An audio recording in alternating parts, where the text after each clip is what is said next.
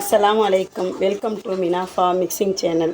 இன்றைக்கி நம்ம எதை பற்றி பார்க்க போகிறோன்னா, பலாப்பழம் கட் பண்ணிடுவோம். பலாப்பழம் கட் பண்ணதுக்கப்புறம் இந்த கத்தியில் இந்த மாதிரி பசத்தன்மை இருக்கும்.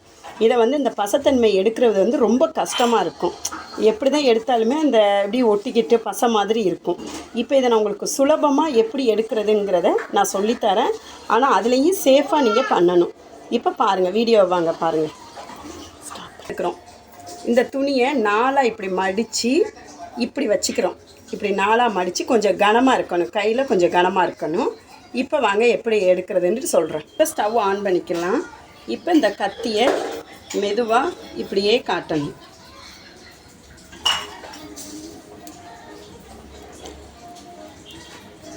முன்னையும் பின்னையும் பெரட்டி பெரட்டி இப்படி காட்டணும். இது இப்படி மாதிரி பண்ணும்போது நம்மளுக்கு சுலபமாக எடுத்துரும்.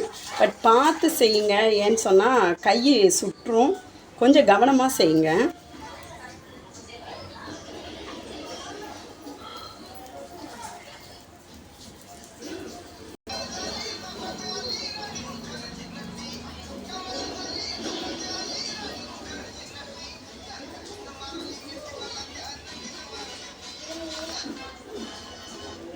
இப்போ க்ளீன் ஆயிடுச்சு. இன்னும் கொஞ்சம் பண்ணலாம். இப்படி பண்ணால் ரொம்ப அப்படி கத்தி பலப்பலன்னு புது கத்தி மாதிரி வந்துடும். அதுக்கப்புறம் நம்ம சோப்பு போட்டு வாஷ் பண்ணிக்கலாம் எப்பவும் போல்.